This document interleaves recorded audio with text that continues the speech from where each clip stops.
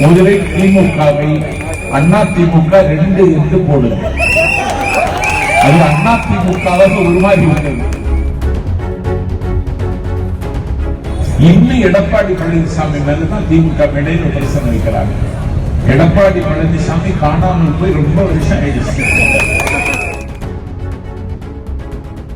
OPS என்கிறவர் திமுகவில் 3 முறை முதலமைச்சராக இருந்தவன் போய் இணைந்து கொள்ளுகிறார். திமுகவில் அன்வர் ராஜா, மக்கள் கழகம் எம்ஜிஆரின் மடியில் வளர்ந்த அன்வர் ராஜா திமுகவில் இணைத்துக் கொள்கிறார். வைத்தியலிங்கம் சோழ வடநாட்டில் அதிமுகவை தலைமை தாங்கி நடத்திய வைத்தியலிங்கம் திமுகவில் இணைகிறார். Manoj Pandian the sky is my limit என்று சொன்ன PH பாண்டியனுடைய புதல்வன் மனோஜ் பாண்டியன் திமுகவில் இணைகிறார். சேகர் பாபு பஞ்சம்பளைக்கு வந்த அந்த பரதேசி அறநிலையத்துறை அமைச்சராக இருக்கிறவன் இன்றைக்கு திமுகவில் இணைத்துக் கொள்கிறார். 10 ரூபாய் பாலாஜி அவன் திமுகவில் தன்னை இணைத்துக் கொள்கிறார்.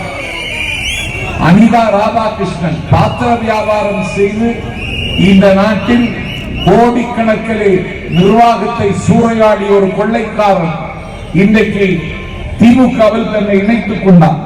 கண்ணப்பனாக இருந்து ராஜ கண்ணப்பனாக மாறியவர். அவர் தன்னை திமுகவில் இணைத்துக் கொண்டார். மீசை வைத்திருப்பான், ஆனால் சுடுகாட்டிலே ஊழல் செய்தவன் செல்வ கணபதி. அவன் திமுகவினுடைய நாடாளுமன்ற உறுப்பினர். ஈரோடு முத்துசாமி திமுகவில் இணைத்துக் கொண்டார். முதலில் தான் தொடங்கிய கல்லூரிக்கு JJ கல்லூரி என்று பெயர் வைத்த ஒரு பச்சோந்தி, ஒரு மணல் மாஃபியா ரெகுலரி தன்னை திமுகவில் இணைத்துக் கொண்டார். ஏவா வேலு திமுகவில் இணைத்துக் கொண்டார். ராமச்சந்திரன் திமுகவில் இணைத்துக் கொண்டார். ஜெகத் ரட்சகன் திமுகவில் இணைத்துக் கொண்டான். தங்க தமிழ் செல்வன் ஜெயலலிதாவுக்காக ஆண்டிப்பட்டி சட்டப்பேரவை தொகுதியை விட்டுக் கொடுத்த தங்க தமிழ் செல்வன் திமுகவில் இணைத்துக் கொண்டான்.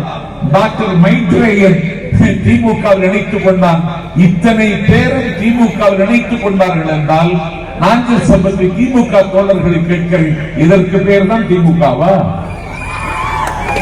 முதலில் திமுகவை அதிமுக 2 என்று போடுங்க. அது அதிமுகவாக உருமாறிவிட்டது. 2026 ஆர்த்து வருகிறது. தமிழ்நாடு முழுக்க இன்றைக்கு திமுகவில் ஒரு கோபலை வீசுகிறது. திமுகவுக்கு தாவேகாவுக்கு தான் போட்டின்னு எங்க தலைவர் சொன்னது அவங்களுக்கு ஆத்திரம். இன்னும் எடப்பாடி பழனிசாமி மேலதான் திமுக இடையில விமர்சனம் வைக்கிறாங்க. எடப்பாடி பழனிசாமி காணாமல் போய் ரொம்ப வருஷம் ஆயிடுச்சு. அவர் தேசிய ஜனநாயக கூட்டணிக்கு தலைவர் மாதிரி இன்னைக்கு நடிக்கிறார்.